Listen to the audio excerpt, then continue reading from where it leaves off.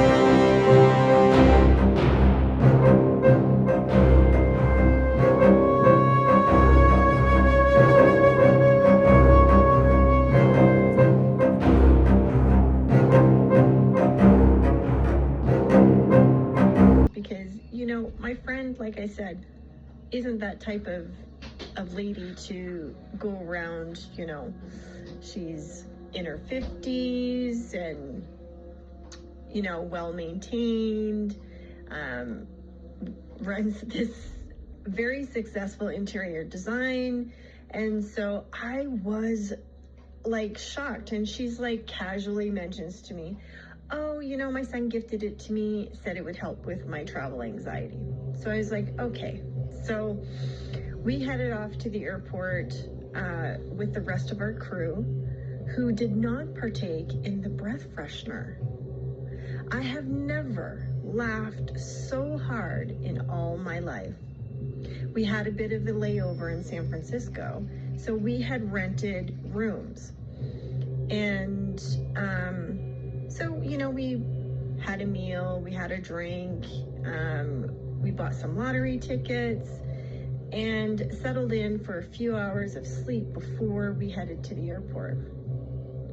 By this point, the mouthwash had worn off, and things seemed normal. I remember falling in love with the energy of San Francisco, and for a moment, I could see myself living there.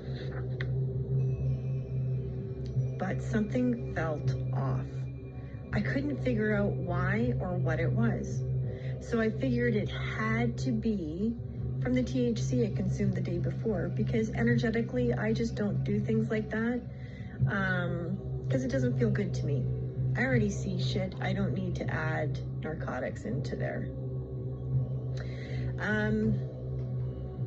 And to this day, I have never laughed so much or so hard. It still makes me smile to remember it. But that would soon change as we settled into our second flight. and the seats to Tahiti. I decided that I would put on a meditation and sleep this awful feeling that was welling up inside me. It wasn't anxiety, it was the sense of doom and gloom lurking in the foreshadows of my mind. The moment we took off, things began to shift.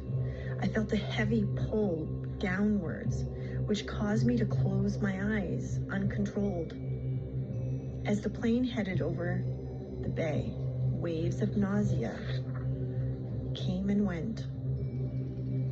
This had never happened to me. I get nervous on flights, but I don't throw up. My eyes heavy, like when you dream and you can't open your eyes and you have no control and your soul's elsewhere. This is when a vision started for me, pulling me further and further away from my reality. Suddenly, I could see beneath me water with a small island heavily treed. My heart began to race. I knew I was somewhere else. I couldn't escape it, and I shouldn't be here.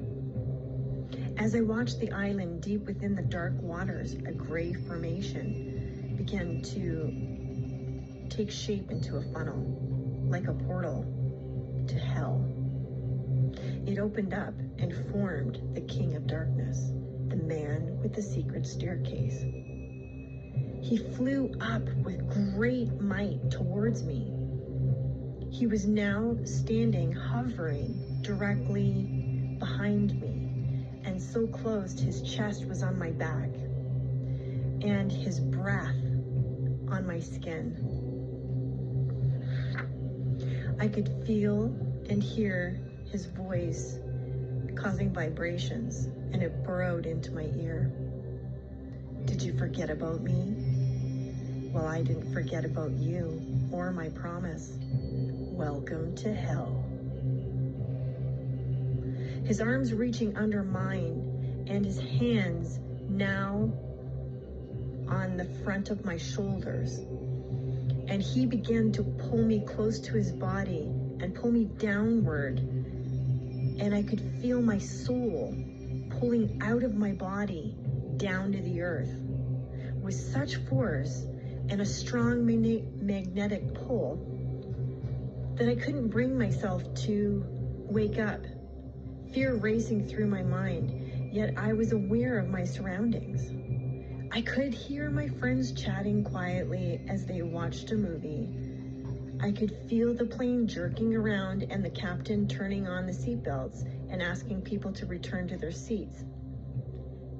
The plane began to jerk heavily. The force was so great I couldn't move. I could feel my life slipping away from me as helplessness took over. I did the only thing I knew to do, and that was to pray the Lord's Prayer. Our Father, who art in heaven, hallowed be thy name. Thy kingdom come, thy will be done, on earth as it is in heaven.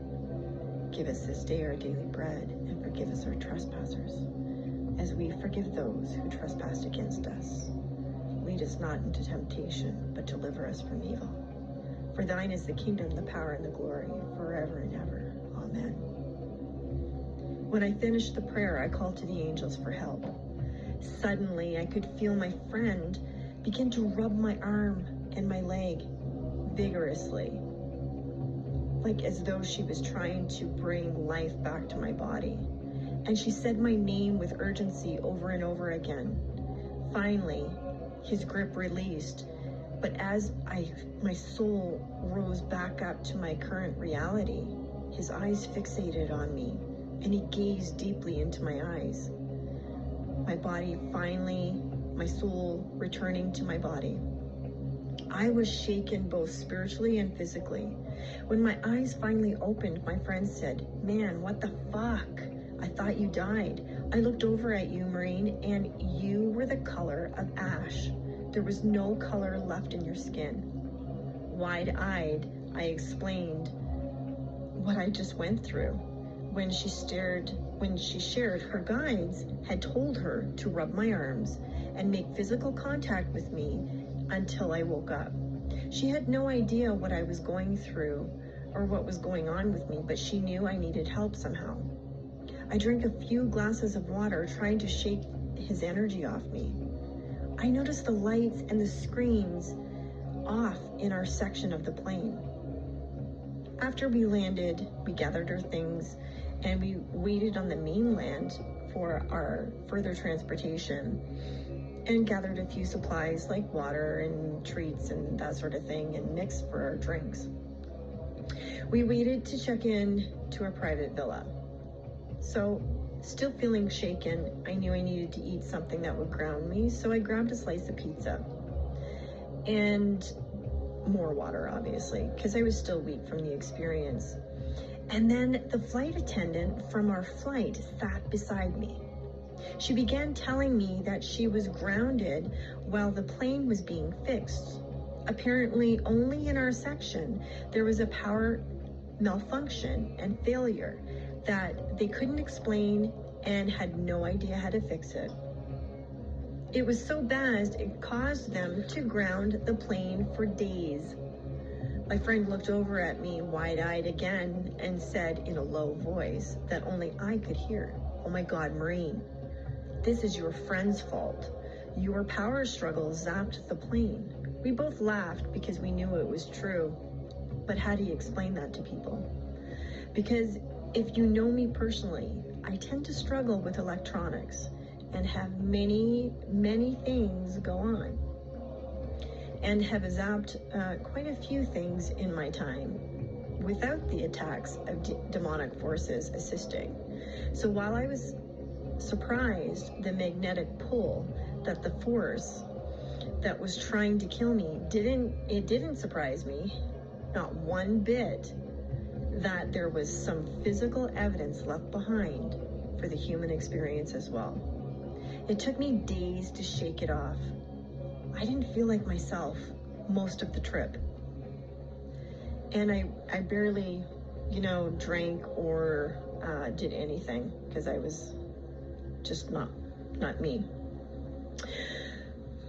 So you may be asking yourself, why? Why would he do this to me? Well, firstly, because he can. He wanted me to know how powerful he was in this world and the afterlife, and that no matter what or where I am, he could reach me if he wanted to. Next, it's about knowing the details of his sordid life, his crimes, his countless murders, his obsession with the human experimentation. What this also taught me was a profound respect for my gifts, but for how I communicate with those in the spirit world, and that I was walking in the light. I was always going to be really protected. And this was something really special. This is a different side of compassion. And you have to keep your wits about you while you're under attack to ask for help. No angel can intervene without your permission. After this experience, I was sitting out on the deck, enjoying the view and the water and my surroundings. As I reflected on my experience, I messaged my friend and my director for their show. And I told her of my experience because I knew she would understand what I was going through. It was then I learned that, rumor has it, he spent his final days in San Francisco, and his ashes were dumped, apparently, in the bay. Now, I have no physical proof yet that his ashes were dumped in the bay, and I know that it's frowned upon and illegal and whatever, but people often do this. Anyway, given my experience, even if they weren't dumped in the bay, his soul lingered in the depths of that bay. I will never forget that experience, but heed my words of caution. To those who want to play with mediumship, there is a price to pay for messing around and stirring things up from the past of those with a nefarious history who do not wish to be discovered. Proceed with caution. Even for someone like me with a wealth of information and experience, if it could happen to me, it most definitely will happen to you. You've been warned. You've been listening to Chronicles of a Medium. I'm your host, Maryne Hachey. Until next time, be safe out there.